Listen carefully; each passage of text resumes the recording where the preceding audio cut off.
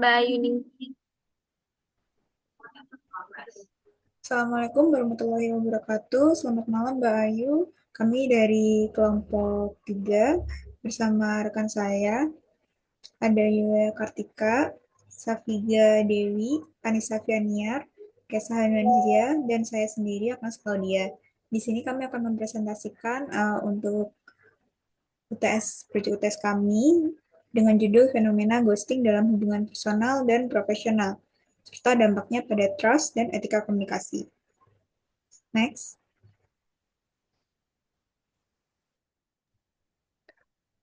Di sini ada apa itu ghosting? Ghosting merupakan tindakan memutuskan komunikasi secara tiba-tiba, tanpa pemberitahuan atau penjelasan. Seolah-olah pihak yang bersangkutan menghilang seperti hantu. Pada awalnya istilah ini populer dalam hubungan asmara. Namun, kini juga terjadi di ranah profesional. Misalnya, saat perekrut berhenti membalas pesan melamar kerja atau rekan tim tiba-tiba lenyap dari proyek tanpa alasan.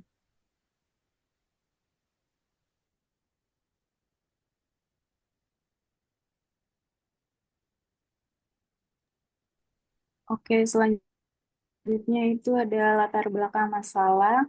Pada era digital yang serba cepat ini, kemudahan komunikasi seringkali dimanfaatkan untuk melakukan ghosting, yaitu memutus hubungan komunikasi tanpa penjelasan. Seperti yang tadi sudah dijelaskan. Nah, ada beberapa rumusan masalah. Yang pertama itu, apa dampak psikologis yang ditimbulkan oleh praktik ghosting dalam hubungan personal dan profesional. Yang kedua itu, bagaimana ghosting mempengaruhi reputasi dan integritas komunikasi dalam konteks organisasi.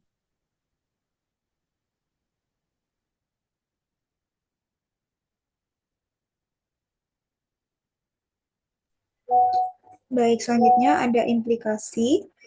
Beberapa di antaranya yaitu pembentukan budaya organisasi yang permisif. Yang pertama yaitu normalisasi perilaku tidak etis, di mana ketika ghosting dibiarkan, organisasi secara tidak langsung membiarkan perilaku tidak profesional menjadi kebiasaan. Yang kedua ada contagion effect atau efek penularan perilaku, di mana anggota tim lain dapat meniru perilaku serupa karena merasa itu tidak mendapatkan konsekuensi. Terakhir, penurunan standar profesionalisme. Ghosting membuat batasan etika menjadi kabur dan standar kerja pun ikut turun. Nah, di sini ada contohnya dalam kehidupan nyata, di mana sebuah startup desain, manajer proyek terbiasa tidak menjawab email dari freelancer yang mengirimkan hasil revisi. Kemudian lama-lama staf internal juga mulai meniru kebiasaan ini sehingga mereka terbiasa tidak memberi kabar jika terlambat menyelesaikan deadline-nya. Ini menciptakan budaya cuek dalam kerja yang membuat semua orang enggan bertanggung jawab. Yang kedua ada pelemahan struktur kerja tim, di mana terganggunya alur kerja dan koordinasi. Ketika seseorang tiba-tiba menghilang, tanggung jawab menjadi terbengkalai dan beban kerja terdistribusi tidak merata pada anggota lainnya. Yang kedua, hilangnya kejelasan peran. Anggota tim menjadi tidak yakin siapa yang bertanggung jawab atas suatu pekerjaannya atau tugasnya jika tidak ada kejelasan atau konfirmasi. Yang terakhir, menurutnya rasa saling percaya. Kepercayaan antar tim terkikis ketika satu anggota tidak menunjukkan komitmen atau perannya dalam organisasi tersebut.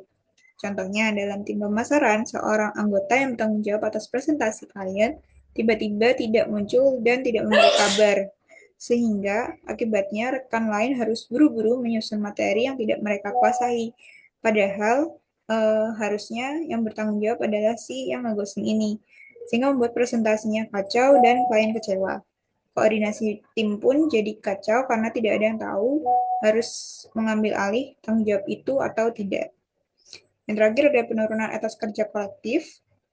Menurunnya motivasi kerja, anggota tim yang bertanggung jawab bisa merasa frustasi karena harus menanggung pekerjaan tambahan tanpa kejelasan, padahal itu bukan pekerjaan dia gitu.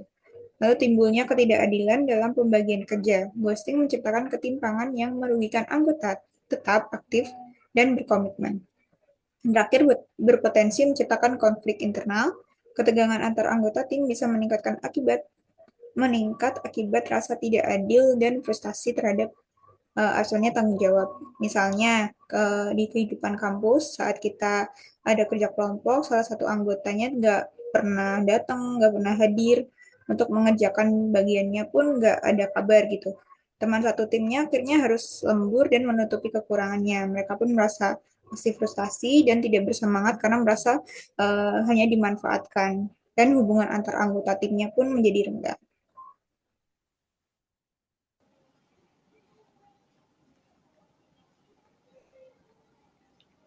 Oke, selanjutnya ada efek ghosting pada etika kepercayaan dan komunikasi.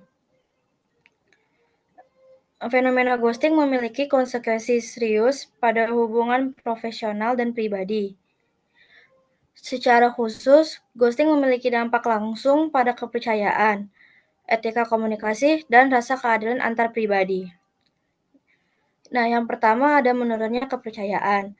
Menurutnya Mayer, kepercayaan muncul dari kompensasi integritas dan niat baik. Ghosting secara dramatis telah menghancurkan elemen-elemen ini. Jika seseorang menghilang tanpa penjelasan, maka orang akan meragukan integritas dan niat baik si pelaku ghosting. Hal ini mengarah pada keraguan tentang keputusan kerjasama, penciptaan ketidakpastian, dan pengurangan tim. Lalu selanjutnya ada pelanggaran etika komunikasi.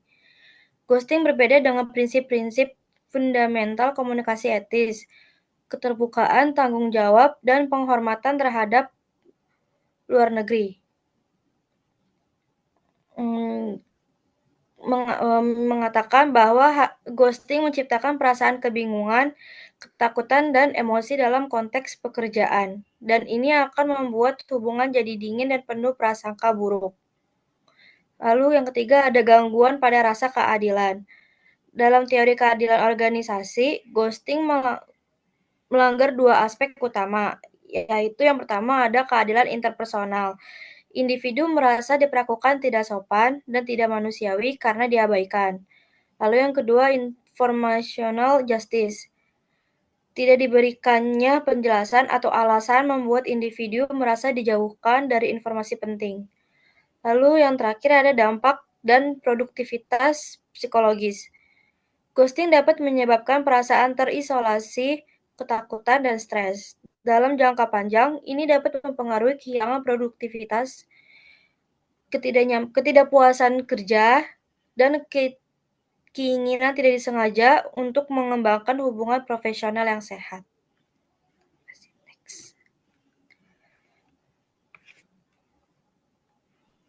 Selanjutnya yang terakhir ada kesimpulan, menyikapi fenomena ghosting yang kian meresahkan, jelaslah bahwa tindakan menghilang tanpa jejak bukan sekedar persoalan etika individual, melainkan memiliki dampak merusak pada tatanan interaksi sosial dan profesional secara luas.